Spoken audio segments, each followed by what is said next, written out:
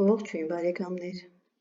ձեզ հետ կրկին My Culinary Versions խոհարարական ալիքն է և այսօր մենք պատրաստելու ենք մակարոն տապակած խոզի մսով և տապակած բանջարեղենով, ինչպես իտալացիները կասեն պաստա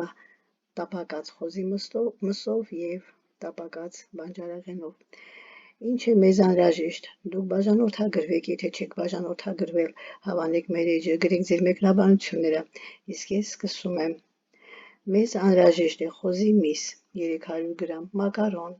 սունկ 150 գրամ, կանաչ բիբար 1 հատ, սոխ 1 գլուխ, լոլիկ 1 փոքր և ձեթ տապակելու համար։ Ես այս բաղադրիչներով պատրաստել եմ և վերջում ստացել եմ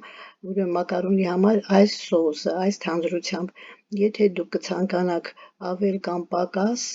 այս սոուսի, ուրեմն դուք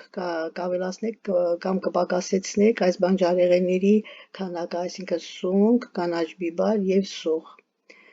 Այս քանակով այսպիսի սոուս եմ ստացել։ Հիմա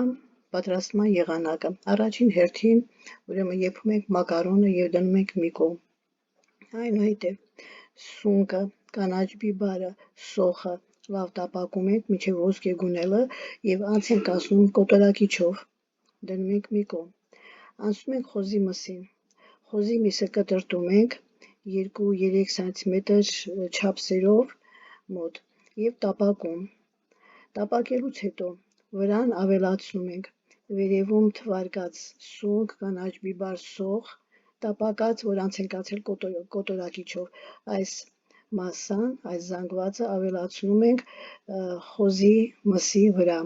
1-2 րոպե եփում ենք, որպեսզի համերը խառնվեն, այնուհետև այս զանգվածը ավելացնում ենք մեր նախօրոք եփած մակարոնի վրա։ Ուրեմն մակարոնը տապակեցինք, բանջարեղենը տապակեցինք, անցկացրեցինք կոտորակիչով, խոզի միսը կտրատեցինք, տապակեցինք, բոլորը խառնեցինք իրար, վերջում լցրեցինք մակարոնի վրա։ Վերջում ավելացնում ենք